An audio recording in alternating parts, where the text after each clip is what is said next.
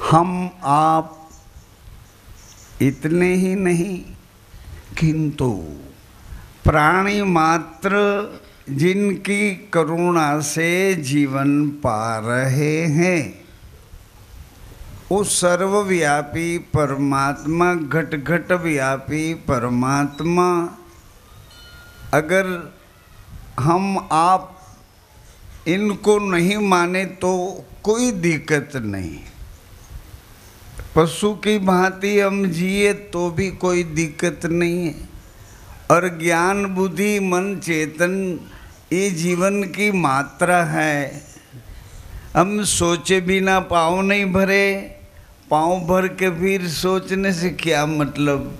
गलत रास्ते पे पाँव भर दिया, एक कदम उठा दिया, बाद में हम सोचे कि ये नहीं करने का था, ये हमसे गलती हो गई। इनसे तो क्या मतलब। गाली दे के सॉरी कहने से क्या मतलब।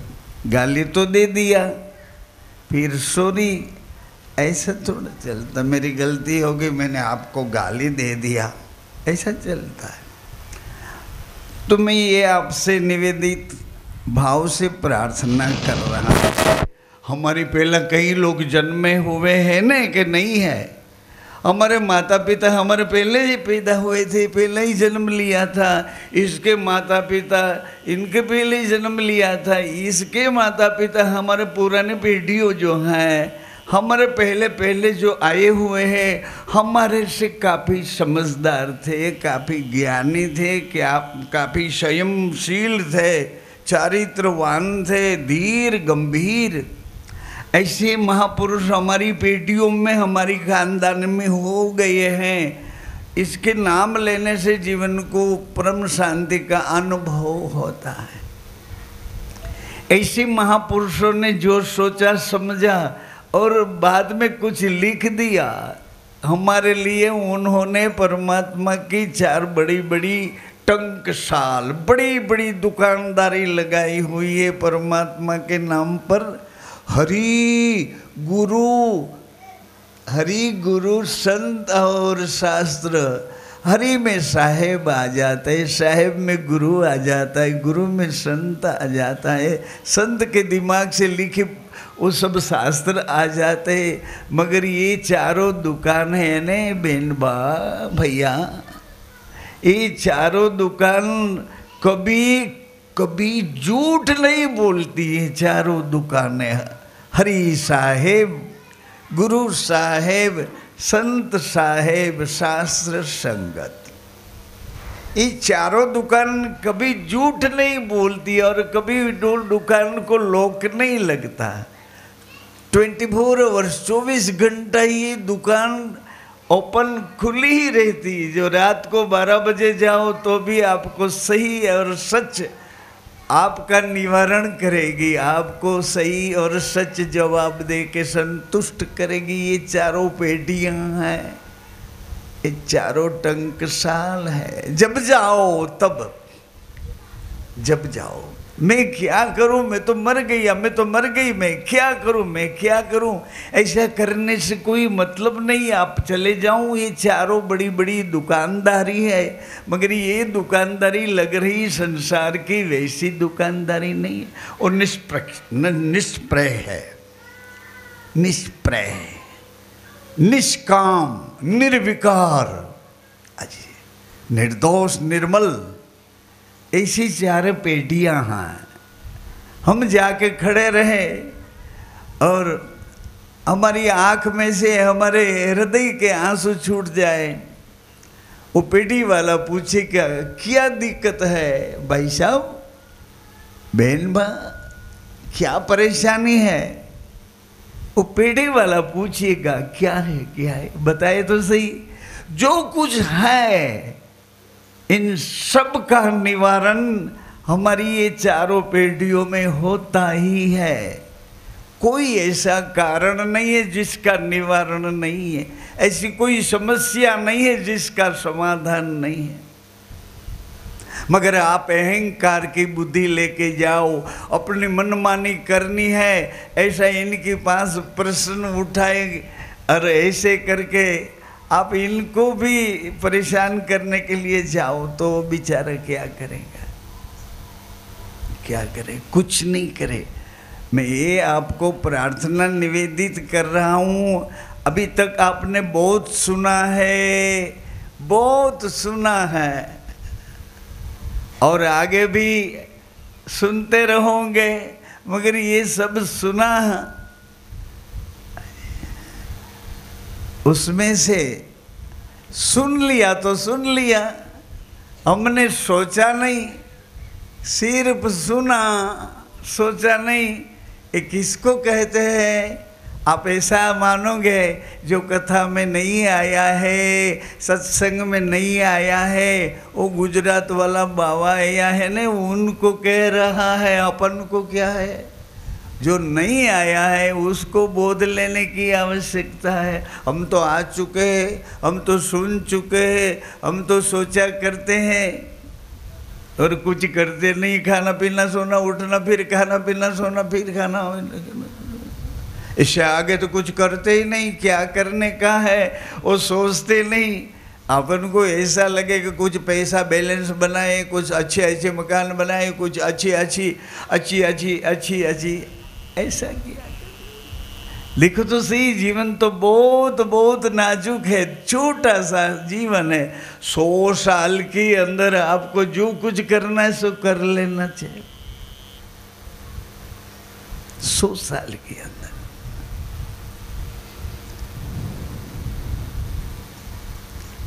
मरीज बन के जाए, मरीज बन गए, और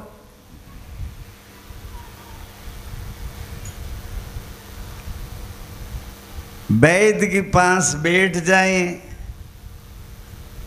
वैद्यराज पूछे आपको कि क्या पीड़ा होती है, शरीर की है, मन की है, कि कोई कुसंग की है?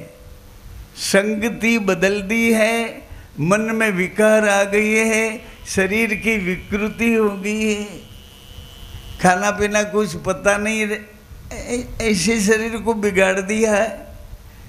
विकृत आहार से शरीर, विकृत व्यवहार से मन, और विकृत संगत से हमारा सारा जीवन तंत्र बिगड़ जाता है। जैसे दूध में छाछ डाल दे, दूध की परेशानी हो जाती है। दूध बेचारा ये कहेगा कि अब मैं क्या करूं, नहीं छाछ रहा, नहीं दूध रहा। ऐसे मनुष्य भी सोचता है, नहीं माया मिली और नहीं साहेब मिले, क्या करूं, क्या करूं, अब क्या करूं मेरे भाई? मृगला खेत गया सब, अब क्या करूं भाई? मृगला खेत गया सबका। मरीज बन के हम तबीब के पास जाते हैं, वैद्यराज के पास जाते हैं, तो हमको देखने में ही उसको पता चल जाता है कि इसका दिमाग ठिकाने पे नहीं है। ये तो साहेब का ठिकाना है। अगर यहाँ दिमाग ठिकाने नहीं आता तो कहाँ आता?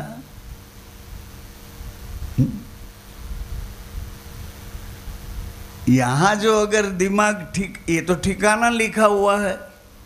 साहेब का ठिकाना कहाँ है? सतनाम। सतनाम कहाँ है? कहाँ है वो सतनाम? और साहेब खुद ही बता देते हैं, क्योंकि ये कीड़ी के पाँव में, चींटी के पाँव में नेपुर बसती हैं। वो भी तो मेरे साहेब सुनते हैं। तो फिर साहेब को पता नहीं चले कि तुम्हारा अभी दिमाग गुम गया है, तुम कुसंग में फंस गया हो, फंस गई हो, तुम व्यसन में लग गई हो, लग गया है। ऐसा नहीं सोचो व्यसन कोई अभी के व्यसन जो है वो व्यसन इतने ही नहीं। अरे किसी की निंदा करने का भी व्यसन होता है, किसी की बुराइयां देखने का भी व्यसन हो जाता है। है ना। ये जो स्वभाव है आपका है, वो कैसे कह सकते हैं कि स्वभाव हमारा है? आपका स्वभाव ऐसा नहीं है, किंतु आपका स्वभाव कुसंग की वजह से हो गया है। वैद्यराज ने हमारे को देख लिया और हमारी ये जो 3 नाड़ी हैं, एक में कफ चलता है, एक में पीत चल रहा है, इन बीच वाली नाड़ी में न जाने वायु चल रहा है।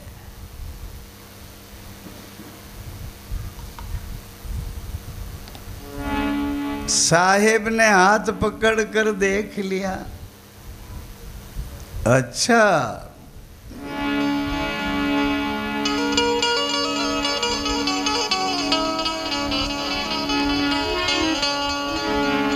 हे मारा सदगुरु बनिया बेदिया, मारा सदगुरु बनिया बेदिया, मारा सदगुरु बनिया बेदिया, मारा सदगुरु बनिया बेदिया।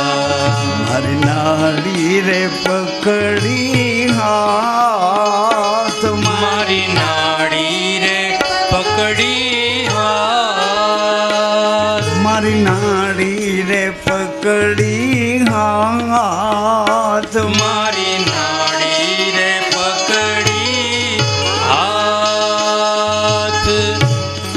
ये तीनों नाड़ियों में से गुरुदेव ने, गुरु राम ने, सत साहेब ने जो नाड़ी पकड़ी वो कौन सी नाड़ी है? देखें देखें,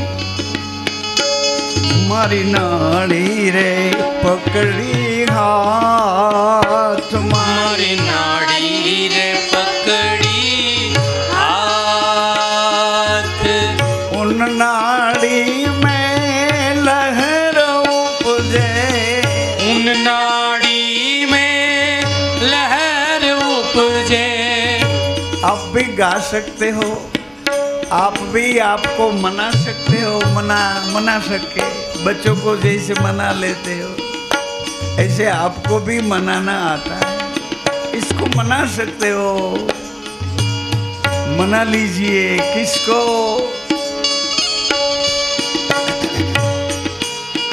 उन नाड़ी में लहर उपजे, उन नाड़ी में लहर उपजे। मारो हियो हिलोरा खाई, गुरु माने ज्ञान दैया।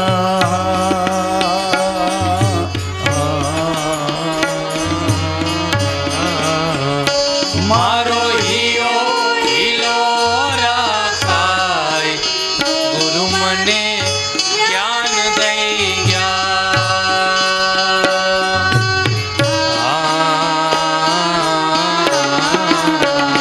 मारो हियो हिलोरा खाई, गुरु माने ज्ञान दैया।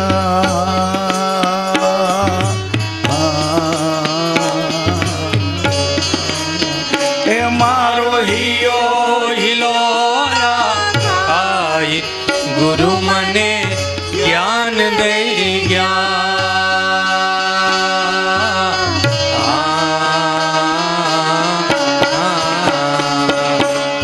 सदगुरु बनिया बेदिया, हमारा सदगुरु बनिया बेदिया। श्री राम जय गुरु, श्री राम जय गुरु। सदगुरु साहेब सतनाम साहेब, सदगुरु साहेब सतनाम साहेब। गुरु जी बनिया बेदिया, हमारा सदगुरु बनिया बेदिया।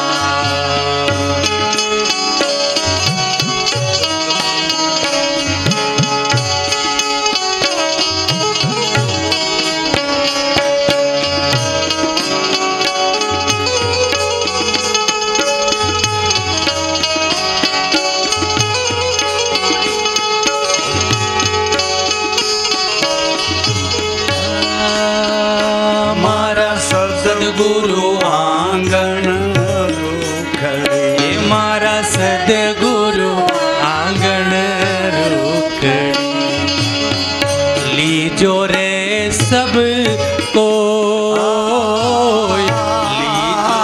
हमारा सदगुरु आंगन रूखड़े मारा सदगुरु आंगण रूखड़े लीजो रे सबको लीजो रे सबको अवगुण ऊपर गुण करे भाई अवगुण ऊपर गुण करे भाई अवगुण ऊपर गुण करे भाई अवगुण ऊपर गुण करे मारा सभी पाप जल जाए गुरु माने ज्ञान दई गया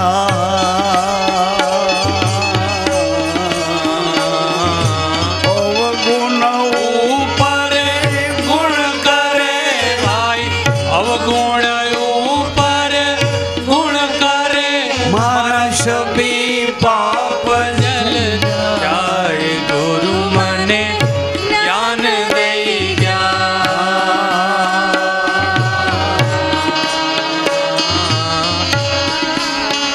हे मारा तन बिच लियो सभी पाप जल जाए गुरु माने ज्ञान दई गया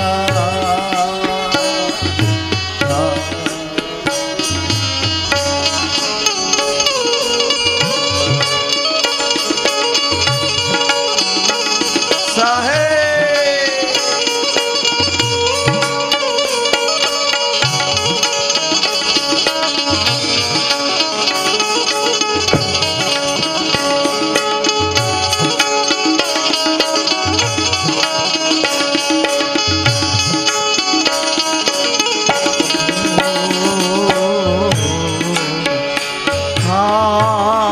हमारा सदगुरु सोना सोड़वला हे मारा सदगुरु सोना सोड़वला हमारा सदगुरु सोना सोड़वला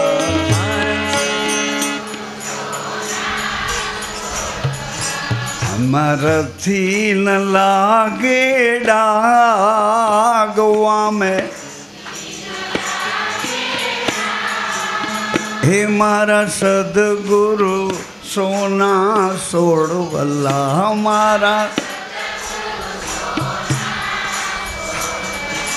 हमारा थी न लागे डागवा में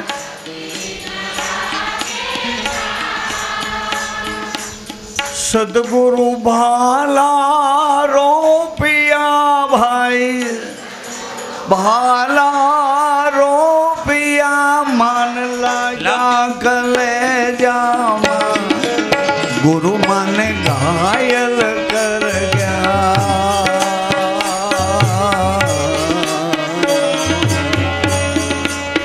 हे मन लगा गुरु भाला रो पिया भाई सदगुरु भाला रो पिया मन लाग्या कले जामा गुरु मने घायल कर गया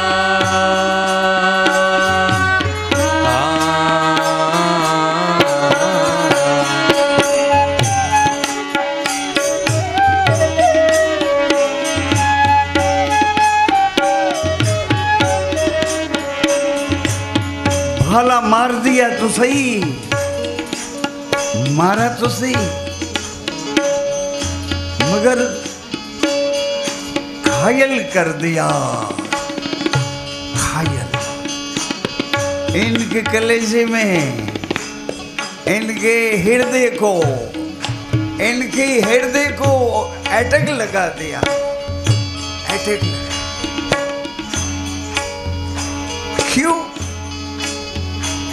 मारने की आवश्यकता नहीं है इसके भीतर में जो आसक्ति पड़ी हुई है इनसे याद शक्ति छूट जाती है, आसक्ति बलवत्तर हो जाती है तो याद शक्ति कमजोर हो जाती और आद्य शक्ति वहां से दूर हो जाती है। आद्य याद शक्ति मेमोरी सदगुरु भाला रोपिया, सदगुरु भाला रोपिया, भाई सदगुरु भाला रोपिया, भाई सदगुरु भाला रोपिया, लाग्या कलेजा में गुरु मान घायल कर गया,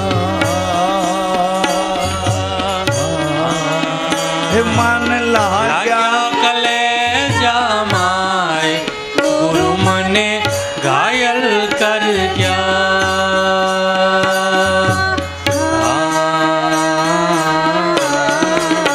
हे मारा तन बिच दियो लिखाई सतनाम साहेब, साहेब बंदगी साहेब, तन बिच दियो तन बिच दियो लिखाई सुमिरन चेतन कर गया।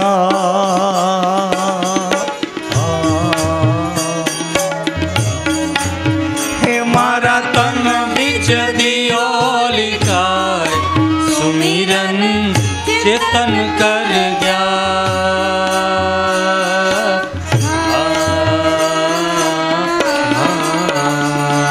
सदगुरु बनिया बेदिया, मारा सदगुरु बनिया बेदिया, मारा सदगुरु बनिया बेदिया, मारा सदगुरु बनिया बेदिया।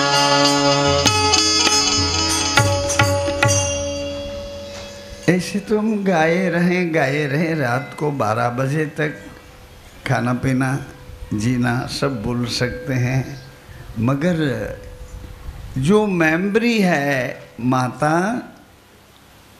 भाई साहब, मेमोरी है तो आपको पता चलेगा कि मेरे को अभी 5 बजे तो जाना था, ये क्या हो गया, इसको तो कोई धंधा नहीं है, वो तो अपनी धंधादारी लगा के कहीं नहीं अपड़ी गपड़ी बात किया करेगा और शाम ढल जाएगी, हमारा काम तो छूट गया।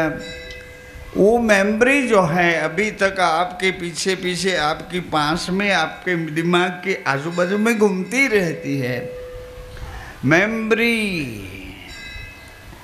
जैसे तुम्हारी याद शक्ति है, इसमें अति महत्व की याद शक्ति जो हमारा से छूट गई है। हम कहाँ से आए पता नहीं, अरे ऐसा थोड़ा चले, पता तो होना चाहिए ने, पता तो होना ही चाहिए। अब हम साहेब के ठिकाने बैठे हैं, अरे पता होना चाहिए शाम ढल गई, अरे पता होना चाहिए संसारिक कार्यों सब का पता तुम्हारे को लगता है। अभी भाई क्यों नहीं आया, ऑफिस तो टाइम पूरा हो गया, अभी उसका ड्यूटी तो पूरी हो गई होगी, क्यों नहीं आया, कहाँ रुका होगा, क्या होगा। ये सब मेमोरी की तरह इनकी जो मेमोरी है, इसके संसारियों की मेमोरी के साथ साथ ये शरीर को श्वास की मेमोरी होनी चाहिए ने, कि श्वास कौन लाता है, कौन भरता है, कहाँ से उड़ता है, कहाँ से बैठता है, कौन उसका मुकाम है। मुकाम अरे तुम्हारा नाम है, आप पत्र लिखोगे कि नाम श्री श्री श्री, नाम लिख लिया तो बाद में उसके पिता का नाम, उसकी शाखा साक्षी का नाम, उसके गोत्र क्षेत्र का दिया हुआ शाखा वाला नाम, उसकी क्या कहते हैं सरनेम नाम दिया, और तू कौन हिसाब से कौन खाते में आया हुआ है, क्या तेरी सरनेम है? बोल तुम शर्मा हो, द्विवेदी हो, त्रिवेदी हो। तुम्हारी सरनेम क्या है? पंडित हो, ज्ञानी हो, क्या सरनेम है? वो दिखाना पड़ता, नाम, पिता का नाम, अपनी सरनेम, अपनी जो ज्ञाति परंपरा की अटक है, उसको दिखाना पड़ता है। बाद में तुम कहाँ रहते हो? सुने माताएं भैया, ये थोड़ी कठिन शान बताई हुई है गुरु लोगों ने। तुम रहते हो कहाँ? तो आप बोलोगे हम तालाब के पीछे वाली साइड में जो साहिब का ठिकाना है, वो गली के आगे कोने पे इतने नंबर के हमारे पत्थर माटी के बनाए हुए मकान में लिपट के रहते हैं। सही बताना चाहिए, ये झूपड़े की तुम्हारी शाखा नहीं चलेगी, झूपड़ा तो बदल जाता है। तुम कहाँ रहते हो? तुम श्वास में रहते हो, विश्वास में रहते हो, ज्ञान में रहते हो, बेभान रहते हो, अज्ञान में रहते हो, विचार में रहते हो, सुविचार में रहते हो, कुविचार में रहते हो। अपन का खुद का भान है, अपने खुद के रिश्तेदारों को पहचान के रहते हो, और किसी को पहचानते हो मगर मतलब की पहचान रख के रहते हो। इसे आगे क्या क्या पूछेंगे? वो एड्रेस मांग लिया उन्हें, आप बोले मैं शरीर में रहता हूँ, शरीर के साथ श्वास चलता है, इसको सहारा लेकर रहता हूँ। सांस के साथ हमारी अंदर विचार चल रही है, वो विचारों में दो विचार सतत चालू रहते, एक सुविचार है, एक कुविचार है। मगर मैं रात दिन सुविचार में रहता हूँ। कभी मौका मिल जाता है तो कुसंग कर लेता हूँ, कभी किस कुविचार भी कर लेता हूँ। कोई मेरी सखी सजनी मिल जाए तो कभी गपड़ियाँ सपड़ियाँ किसी की बात कर लेती हूँ। मैं भी तो किसी के साथ अपनी लुचाई की बात, सच्चाई की बात कर लेता हूँ। कहाँ रहते हो? अरे कहाँ रहना चाहिए? मनुष्य जन्म है बड़े भाग, मानुष जन्म बड़े भाग, मानुष जन्म पावा बड़े भाग। कितने बड़े भाग! मनुष्य तन पावा, इनको दुर्लभ है, देवताओं को भी दुर्लभ है। जिसको कुछ करना ही नहीं पड़ता वो देवों को भी दुर्लभ है। देखो एक बात सोचने सरीखी है। देखो आप बाहर निकल के हॉल से, सत्संग के हॉल से बाहर निकलने पर आप आकाश को देखोगे तो आकाश कहाँ तक है, कहाँ तक है? लंबा चौड़ा, कितना ही लंबा, कितना चौड़ा, कितना है अनुमाना, कुछ पता नहीं।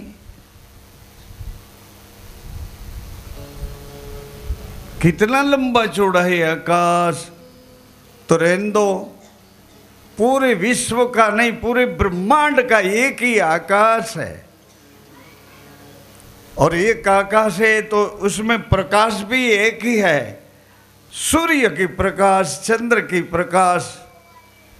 ये जमने अपने सांस की गली में सूर्य का प्रकाश चालू है, और दाएं वाले श्वास की गली में चंद्र का प्रकाश चालू रहता है। सूर्य चंद्र दोनों नाड़ी संगत कर लेती है तो सुषुम्ना के घर चली जाती है। इसे आगे जो पढ़ना है तो गुरु लोक के चरण में बैठना पड़ता है, क्योंकि तन बीच दिया लिखा है, तन बीच लिख दिया है। उनको गुरुदेव खोल के पढ़ाते हैं कि तेरे तन के बीच ये लिखा है, ये करने के लिए तुम आया हो, और क्या करने लग गया हो। तुम्हें सोचने की कोई गति नहीं मिली तो गुरुदेव बता रहे हैं तो ये नहीं करना चाहिए। ये शास्त्र संगत नहीं, गुरु वचन की संगत नहीं, एक गुरुमुखियों की संगत नहीं, है तो मनमानी है। ऐसा नहीं करना चाहिए, इसके पीछे तुम्हारी परेशानी चली आएगी। और अनहोनी हो जाएगी। तो फिर गुरुदेव ने कहा कि तुम्हारा नाम क्या है, तुम्हारा पता क्या है, क्या कर रहा हो? तो उन्होंने बोला मेरा नाम ये है, ये गली में, ये ठिकाने पे, इस स्ट्रीट पे, ये जो अपने एड्रेस की बात है वो सब इनको बताने की कोशिश करेंगे, मगर ये एड्रेस तो सब यहाँ का है। इस शरीर का संसार के साथ संबंध जुड़ा हुआ है, और ये सांस का संबंध अविश्वास के साथ जुड़ा हुआ है। इतना लंबा चौड़ा आकाश है, इतना लंबा चौड़ा प्रकाश है। देखो ये प्रकाश का घर है, लंबा चौड़ा है।